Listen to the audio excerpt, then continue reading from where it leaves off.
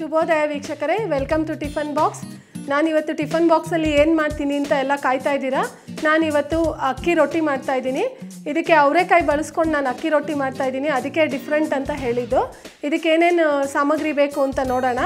ಕಾಯಿ ತುರಿ, ಕೊತ್ತಂಬರಿ ಸೊಪ್ಪು, ಉಪ್ಪು, ಅಕ್ಕಿ ಹಿಟ್ಟು, ಹಸಿಮೆಣಸಿನ್ಕಾಯಿ ಪೇಸ್ಟು, ಅವರೆಕಾಯಿ ಮತ್ತು ಈರುಳ್ಳಿ. ಕಾಯಿಸೋದಕ್ಕೆ ಎಣ್ಣೆ ಬೇಕಾಗುತ್ತೆ. ಇದು ತುಂಬ ಸಿಂಪಲ್ಲು ಮತ್ತು ಈಸಿಯಾಗಿ ಮಾಡೋವಂಥದ್ದು.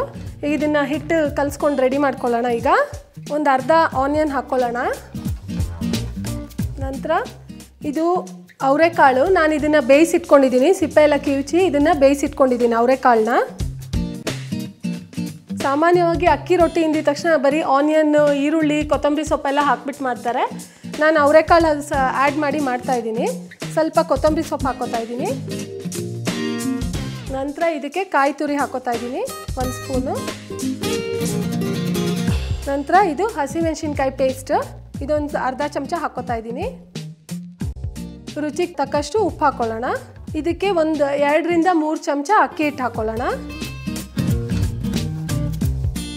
ಇದನ್ನು ನೀರು ಹಾಕ್ಕೊಂಡು ನಾವು ಅಕ್ಕಿ ಹಿಟ್ಟಿನ ಹದಕ್ಕೆ ಕಲಿಸ್ಕೊಳ್ಳೋಣ. ಫಸ್ಟ್ ಕಲಸೋಕ್ಕೂ ಮೊದಲು ಇದನ್ನು ಚೆನ್ನಾಗಿ ಮಿಕ್ಸ್ ಮಾಡ್ಕೊಳ್ಳೋಣ. ಇದಕ್ಕೆ ಎಷ್ಟು ನೀರು ಬೇಕೋ ಆ ಹದ ನೋಡಿಕೊಂಡು ಕಲಿಸ್ಕೊಳ್ಳೋಣ.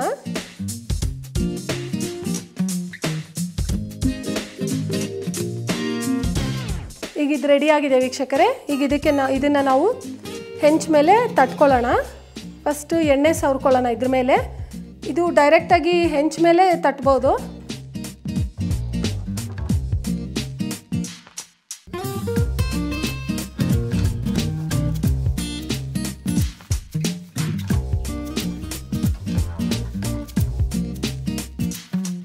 ಇದು ಮಧ್ಯೆ ಒಂದು ಪುಟ್ಟದೊಂದು ಹೋಲ್ ಮಾಡೋಣ.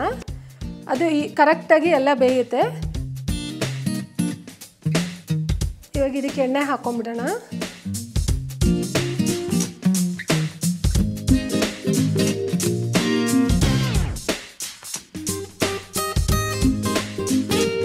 ನೋಡಿದ್ರಲ್ಲ ಸ್ನೇಹಿತರೆ, ಅವರೆಕಾಯಿ ರೊಟ್ಟಿ ರೆಡಿಯಾಗಿದೆ. ಈಗ ಇದನ್ನು ಸರ್ವಿಂಗ್ ಪ್ಲೇಟಿಗೆ ಹಾಕ್ಕೊಂಡ್ಬಿಡೋಣ.